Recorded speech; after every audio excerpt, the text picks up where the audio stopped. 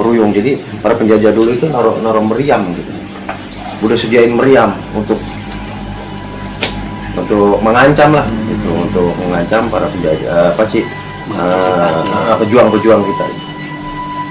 Di sawangan tersebut ternyata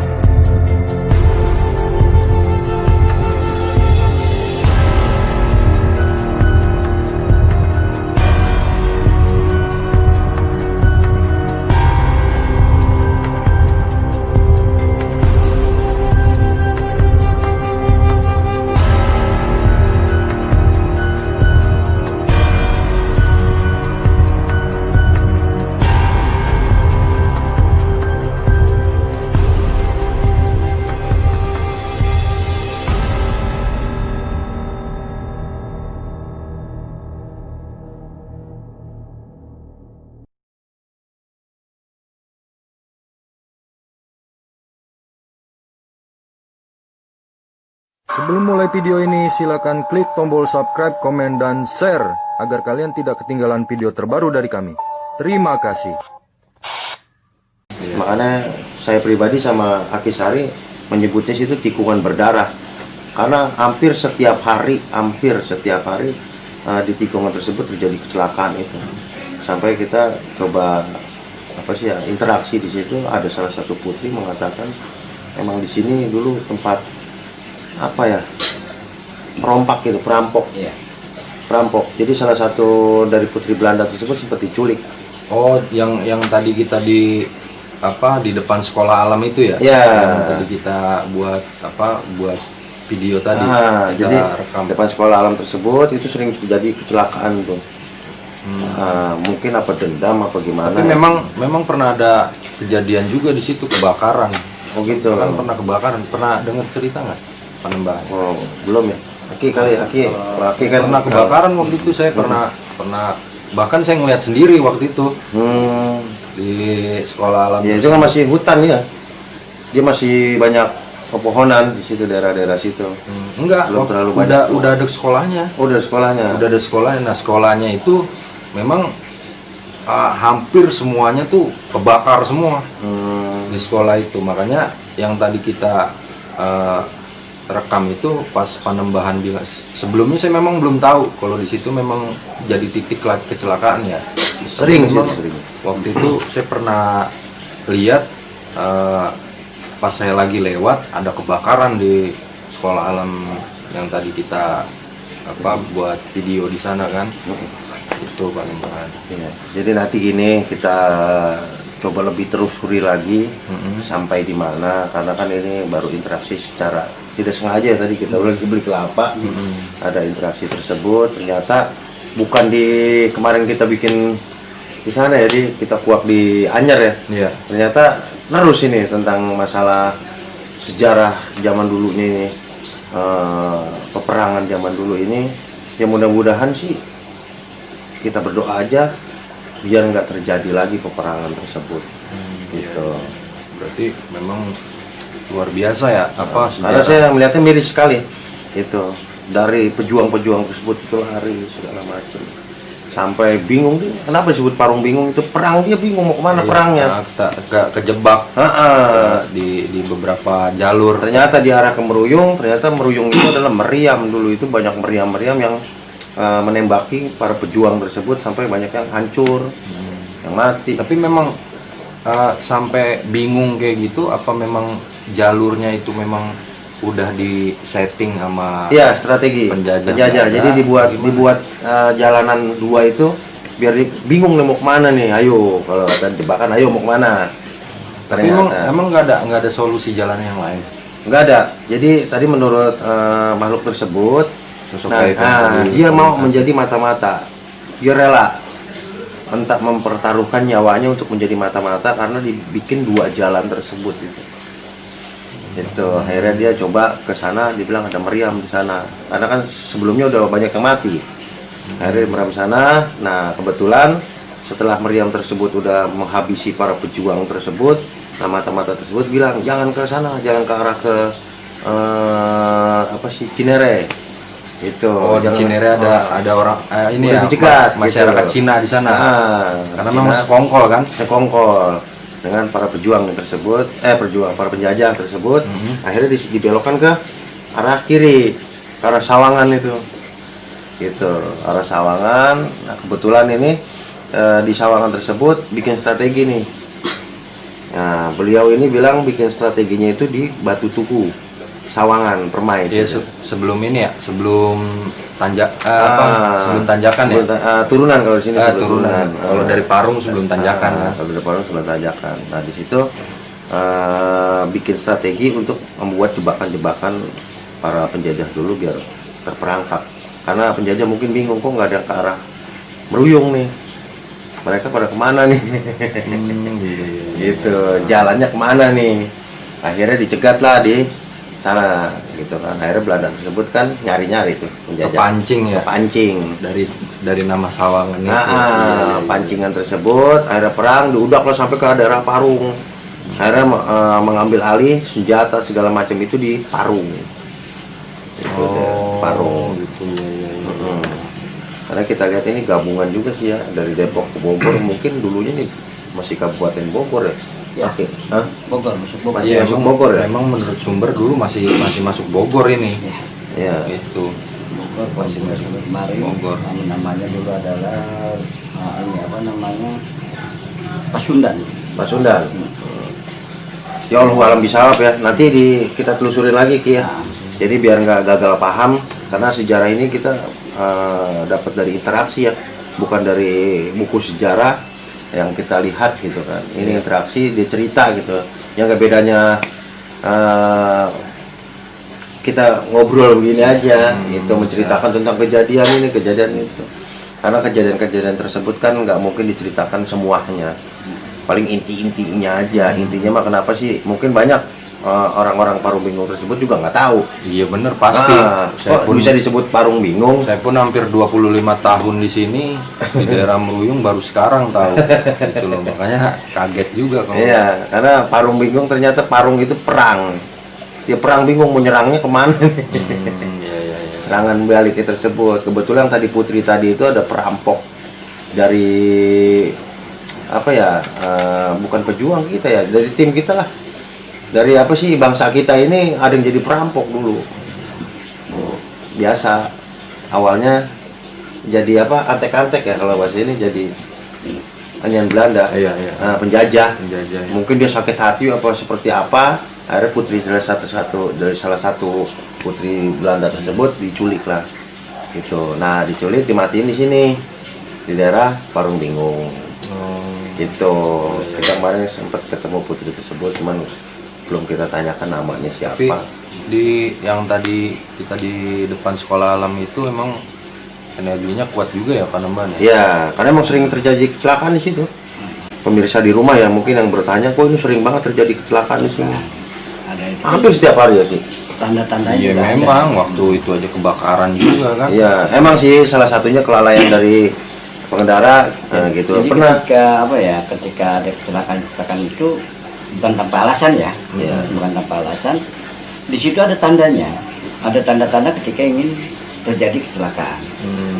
Nah, pernah saya ngalami di waktu tahun lalu ketika kita sedang berjalan dengan itu, ketika saya naik angkot saat itu, maka di situ ada bau wangi kembang. Wangi kembang. Nah, wangi kembang, terus dan aku melihat gitu, melihat dua sosok wanita Yang satu pakai baju biru, satu itu pakai baju merah. Gitu. Dia naik dari Parung Bingung sana, naik. Ketika naik saya dialog, kan gitu. Terus saya pesan sama istri. Saya bilang, jangan kamu mengatakan apa-apa ketika kamu mencium bau harum atau bau wangi-wangi. Jangan kamu bicara. Udah, ya. Nah, ketika sampai tengah jalan, dia mencium bau itu, wangi-wangian itu. Aduh, bau apa nih ya? Dia bilang. Biasa-biasa aja. Nggak lama, dua perempuan itu pun tidak saya kan turun di makam depan ini, makam depan Parung Bingung. Oh, Parung Bingung ya, makam. Dia turun, tapi dia nggak turun, dia lanjut ngikutin saya. Mengikutin tuh. Sampailah dia ke rumah. Nah, ke rumah itu kan di depan rumah saya tuh banyak teman saat itu, banyak orang-orang lah pada duduk-duduk gitu. Terus dia melihat, tapi dia tidak cerita kan, dia melihat. Jadi, nah pas kita itu, ketika saya sampai kamar, dia pun menjelma wanita tersebut. Dia pakai baju merah, atau pakai baju biru. Saya bilang, keluar, udah pulang kamu. Apa jawaban dia? Saya pulang ingin gendong. Wah, nggak bisa, ya kan? Karena saya punya istri. Nah, dia pulang lagi. Dia bilang, ya udah, dia ngalahkan dia pulang. Ketika dia pulang, saya keluar rumah, saya ikutin. Nah, banyak orang-orang di depan rumah saya. Boleh ada hitungan itu. Dia bertanya sama saya, kayak gitu. Om, itu tadi perempuan siapa? Yang mana? Saya bilang gitu. Iya. Itu yang tadi masuk sama Om berempat kan ya, berdua kan, saya berdua istri jadi berempat gitu. Yang benar. Baru saya ingat, oh ya, saya bilang gitu. Itu bukan siapa gitu kan. Iya. Itu ada orang. Dia kalau satu orang melihat mungkin bohong ya. Ini banyak orang yang melihat gitu. Banyak lebih orang. dari satu. Iya. Nah itu. Jadi interaksinya, kabarnya ketika dia di Parung Bingung itu, kenapa dikatakan tadi penyembahan itu tikungan berdarah gitu. Tikungan berdarah ya. Karena di situ itu tadi ketika itu mereka nggak suka. Mereka itu ada apa? Ada sesuatu yang tidak pakai rambu-rambu, tidak apa memberi bakson atau apalah. Oh, tanda-tanda. Tanda-tanda. Emang pernah sih, kita lagi di situ ya, ada anak muda. Itu malam jam berapa? Sekitar jam 11 ya. 11 malam. Dijatuh motor. Wah, kaget kita kan. Itu yang di sekolah alam tadi kan? Sebelumnya, Oh, kalau dari arah Parung Bingung itu sih. Oh iya. Sebelum sekolah alam itu pas mau tikungan itu jatuh. Wah, kita tolongin kan. Kita tolongin. Kenapa Mas? Kok jatuh di sini? Tadi sih ngeliat orang lewat katanya, dia ngerem mendadak, kaget. Karena di saat dia lewat tersebut ada apa sih? Ada orang lewat gitu, Pak. Ada orang lewat, ngagetin. Iya. Gitu, ngagetin. Akhirnya dia ngerem, jatuh. Gitu, kita tanya, ngeliat orangnya seperti apa? Dia bilang perempuan tersebut. Gitu, sosoknya perempuan. Iya. Dia lewat, nyebrang gitu, kaget. Dia nyari, pas jatuh dia nyari. Mana tadi orang? Itu sangat cantik. Ada Putri disebut di situ. Cantik itu. Putri ini berasal dari mana Pak Lemban? Ya dari salah satu penjajah. Oh. Mungkin anaknya siapa sih juga nggak Iya, tahu iya. kan. Tapi pada hakikatnya ya, ketika kita melihat aslinya gitu ya, lihat aslinya, itu kayak orang terbakar wajahnya. Ya karena tadi yang Terang. saya jelasin itu, Gitu. dimatiin di sini sama perampok berlaut. Perampok tersebut yang tadinya dia pro ke penjajah, mungkin apa nggak dibayar apa gimana ya, akhirnya dia mengkhianati penjajah tersebut, diculik lah itu. Dari ceritanya si pengakuan mata-mata tersebut ini, gitu. Ya, insya Allah kebenarannya nanti kita cari. Iya. Jadi intinya seperti yang tadi Pak Nembahan bilang bahwa ada sederet sejarah ya yang Iya, ada di dalam Parung Bingung. banyak mayat di sini yang dikubur, dan Parung itu ternyata asal katanya itu perang. Iya. parung perang. Mungkin orang dulu dibalik-balik gitu lama. Iya. Dan meruyung itu meriam ternyata. Ya Allah alam bisawab, nanti kita tanyakan lagi sama yang sesepuh di sini kan banyak ya, Ya. yang masih hidup ya, pejuang-pejuang dulu, mungkin nanti kita coba tanyakan lagi gitu. Mudah-mudahan sih beliau bisa memberikan informasi kesesungguhannya di sini kan. Iya.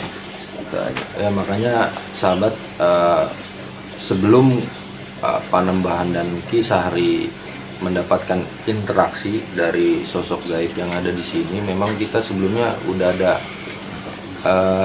rencana untuk membahas daerah Parung Bingung, Sawangan, Meruyung dan sekitarnya. Ternyata memang ada sejarah yang sangat kental nih di daerah sini.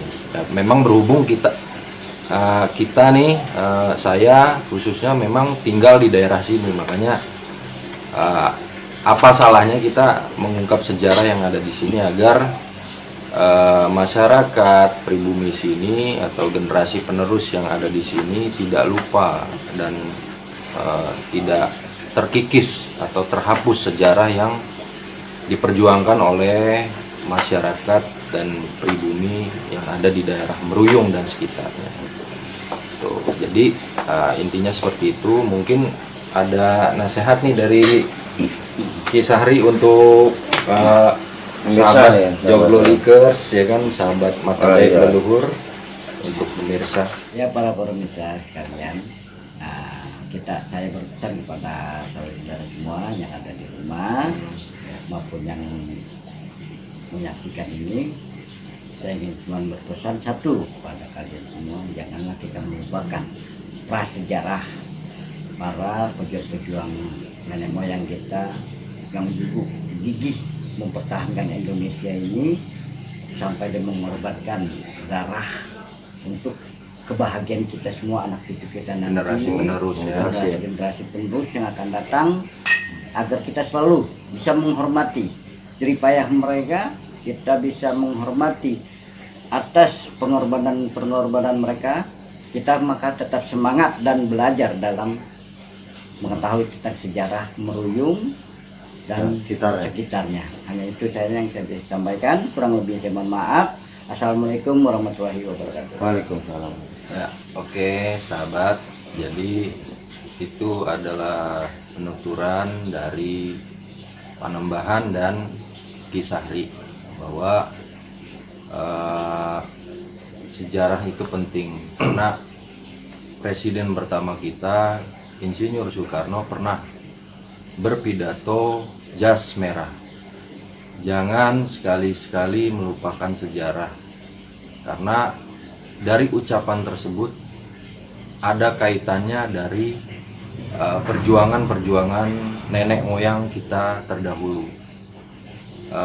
Kadangkala kita sebagai generasi penerus lupa akan sejarah yang ada, tergerus akan peradaban modernisasi yang ada sekarang ini.